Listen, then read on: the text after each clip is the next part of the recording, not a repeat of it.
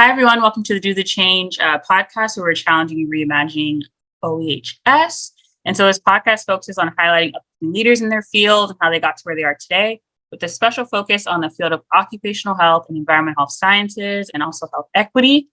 And so we're going to be talking about the hills and the valleys of their journeys and get some insight into non-traditional paths into the field. So my name is Tyra Parrish, and I'm a recent graduate from the MPH program here at Cal. And our guest for this episode is Brandon Phillips. Woo! So Brandon was born in Pittsburgh, Pennsylvania, and grew up in Hampton, Virginia. So he's currently a second-year MS student in the Environmental Health Sciences Department at UC Berkeley, where his advisor is Dr. Carissa Harris Adamson. And his main research topics revolve around occupational health and safety of construction workers, primarily when it comes to the implementation of exoskeletons. So welcome to the podcast. I almost got through all of it. Thank you. It is great to be here, Tyra. Yeah, awesome to have you. And so first, we're going to start with the check-in question, which is, what songs would be on the soundtrack of your life? Okay, so the first song would be Win Some, Lose Some by Big Sean, because my life has been ups and downs, so I have to do that one. Yeah. Congratulations by Drake, because currently we're on a high rise. And for a fun one, Self Love by Koi Olore, because that's been planned for the past month. So shout out to Spider-Man. Oh, okay. No, those are good ones. I feel like I didn't even really think about this. I feel like I should have thought about this. Okay, I feel like I would do Break My Soul by Beyonce. That's the first one that came into my head because I just like the song. It's like a funky beat. Yeah. Yeah, and it's like it's just super like uplifting, so I like it. Let me see if I can think of one more really quick. I can't think of another one right now, but that's the one I'm gonna stick with. Maybe that's the only one I need to say.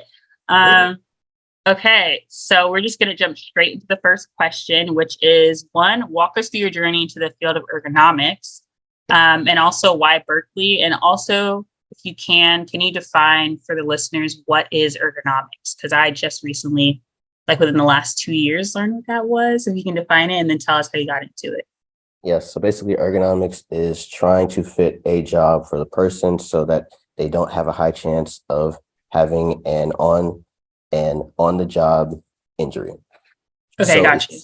Yes. So essentially how I got into this was when I was in undergrad around my junior year, I met someone who was a great whole advisor. His name is Mark Hodelecki. And I was in his lab and we did stuff with the brain, and I got into whole research that way. And he told me about biomechanics. So after I graduated, I went to my first MS in that.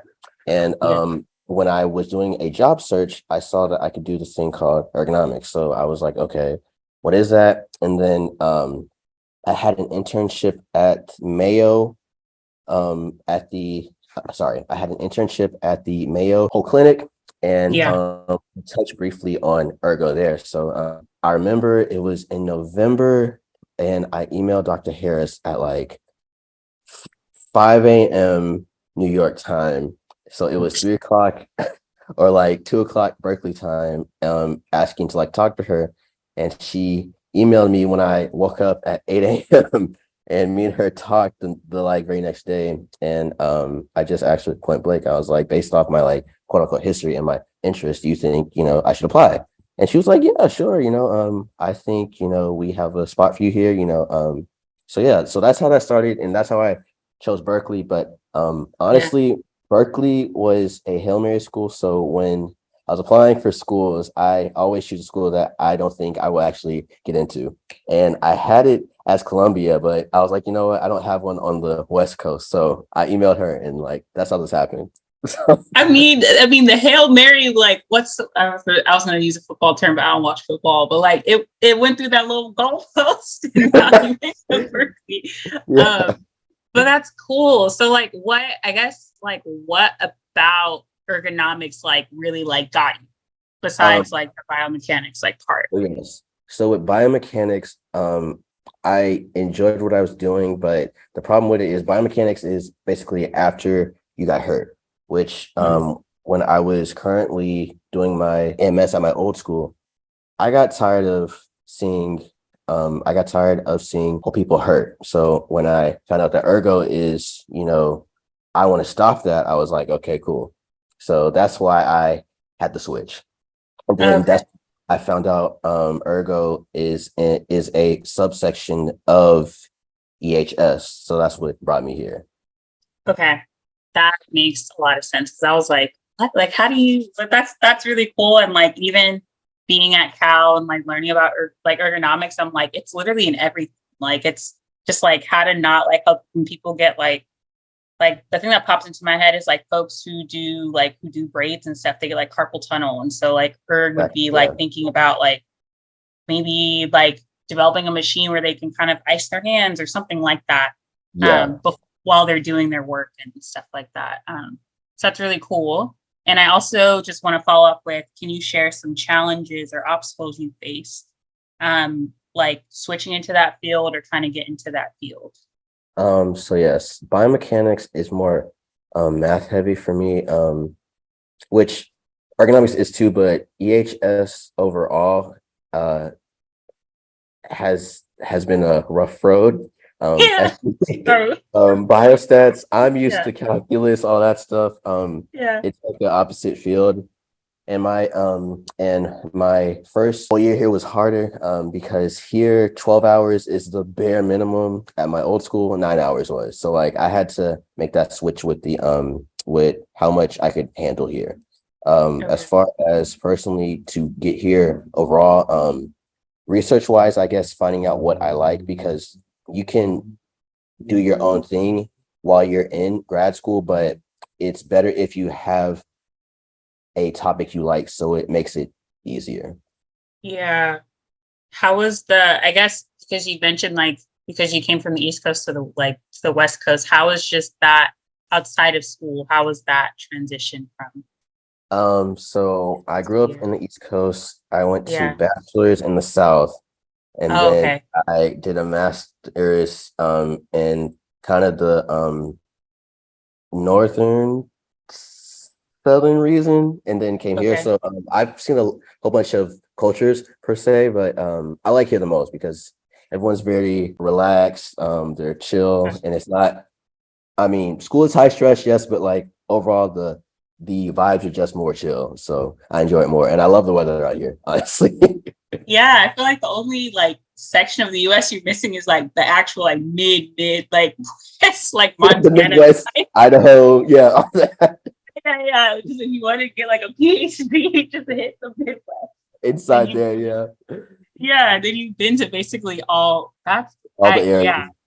yeah, basically. Um, but okay, so in your journey, were there, you mentioned Carissa, were there any other like mentors that kind of helped influence your journey or kind of shape your journey into the ergo?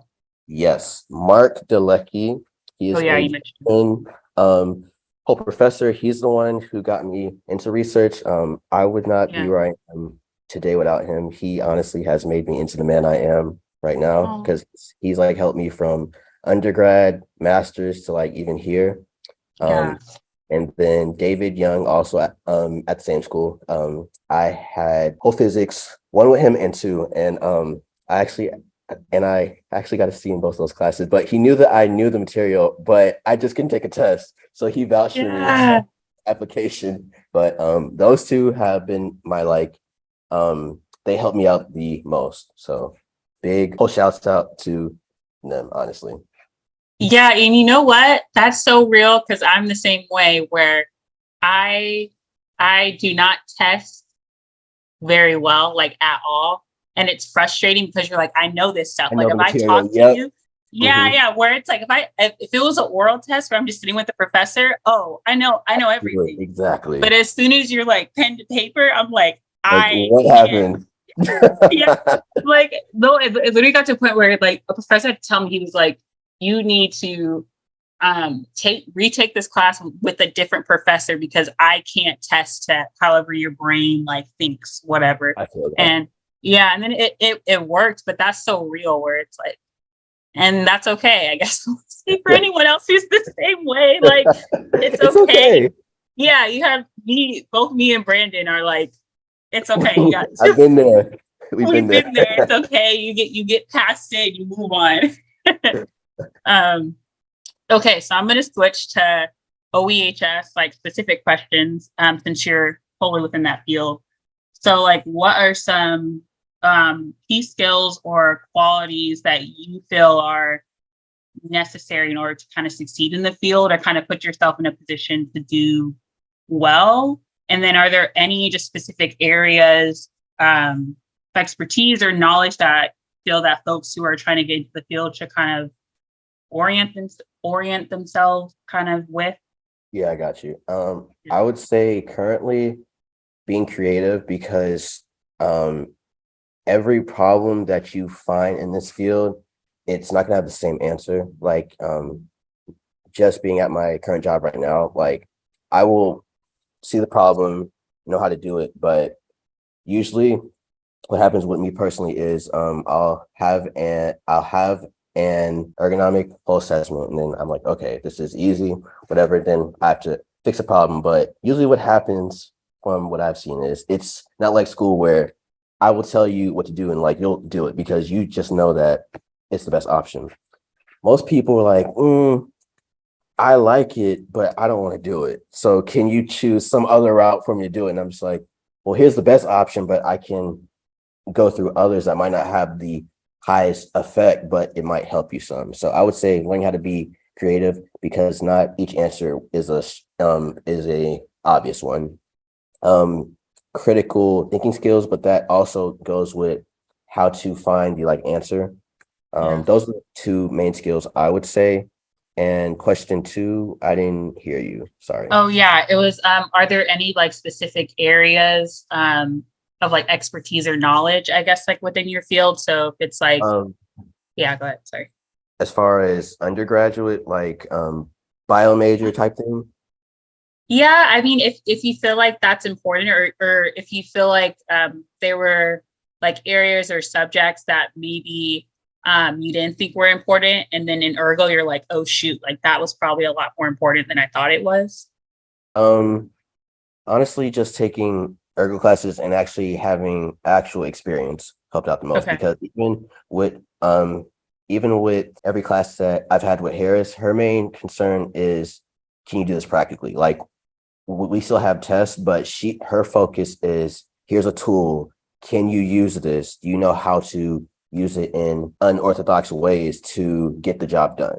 So Hmm. actually having experience, I think, is a top skill. As far as like having a quote unquote background with a whole degree, I don't think Yeah. there's no like rigid one. You just need like a science one to have the background, and then grad school will like teach you the like main skills, honestly, just like basic science, math type. Yeah. Okay. Yeah. And I think like I really like what you said about like the creativity part, because I think that's what made me also interested in like ergo, is because you're right, where it's like you can have the best, like you can have a plan where this is like the most maximum like impact you're gonna have, but realistically people most more often times than not are not Not gonna gonna do take, that. not gonna take the They're first one. Yep. Yeah, they're not gonna take it. And I feel like even when you mentioned like Carissa's point about like is it practical, it could be very practical, it could be the best thing that you've ever created in your entire life, and people are not going to take it, If and they you don't got want to, it, they will not take it. yeah, and like sometimes you got to settle for like, okay, so instead of 100% effective, we might have to settle for 60 because that's what Like, most yeah, people are going to do. let's take And exactly. I think, yeah, and I think that your advice on being creative is helpful, because you got to come up with 5, 6, 7 ways to do one thing, even though you know the first thing I The said first was one is the right. best one. Right. They don't want that. They want They like don't. the fifth or sixth one. That's not the best, but I like it. So yeah, Right. Yeah. And I feel like also like location and access to resources probably impact that too, where it's like, that's true. Yes, yeah, where like if we had all the right things, this would be great. But realistically, people aren't you're going not to gonna have have, that. Hmm. right. So, okay. So now I'm going to do a hard. topic shift to what you are currently doing now. So you're currently working at I hope I say this right, Lumentum. Lumentum operations. Yes. Thank you. Lumentum. Perfect. Was like, there's multiple syllables always get me. So Lumentum operations as an intern or for your summer practicum. And so what do they have you currently doing? And also how'd you go about like securing the internship? So they currently have me as an environmental health and safety intern. And basically, my boss hired me because she saw I was ergonomics. So that like was like a plus. I was thankful because she, I think, had over 60 people apply. So, Okay. so yeah, but I told her that I wanted the full range of knowledge during this. So currently she has me doing everything from like ergonomics, risk assessment, toxicology type stuff, chemical inventory.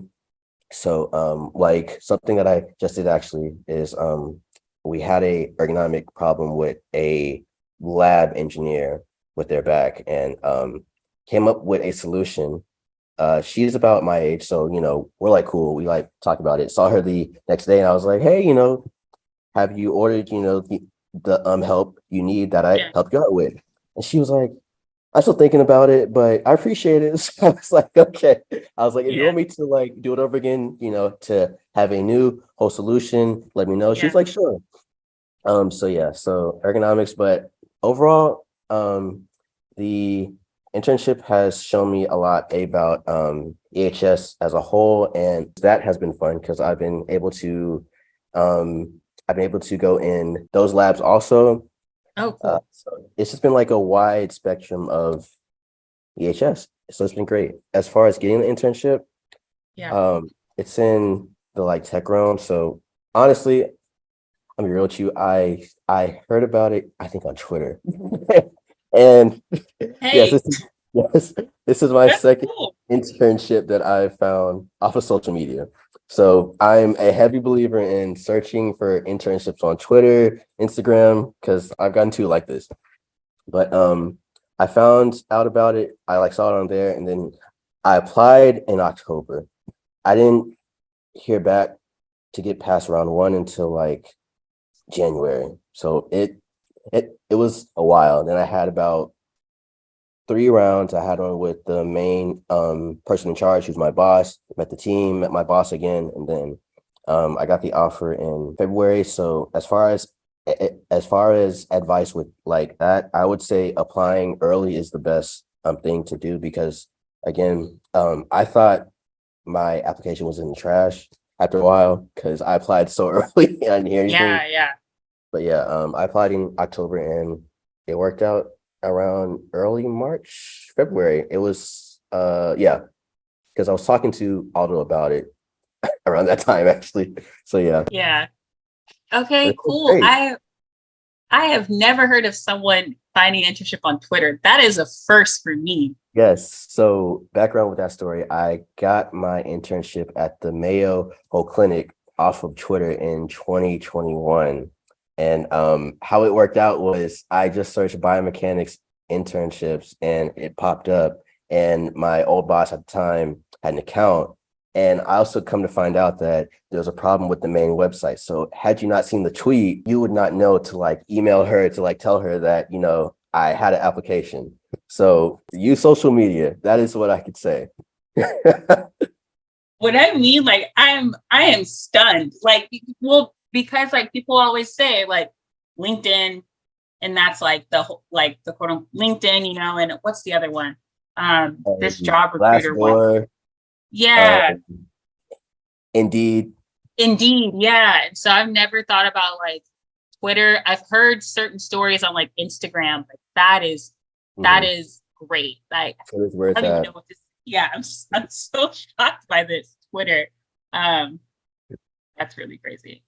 Okay, so I have a follow-up question, which you kind of touched on, which was I guess it's a question more like how important it is, particularly in ergo for upcoming people to have practical experience. Would you say that the field of ergonomics is pretty much like majority get as much experience as you can?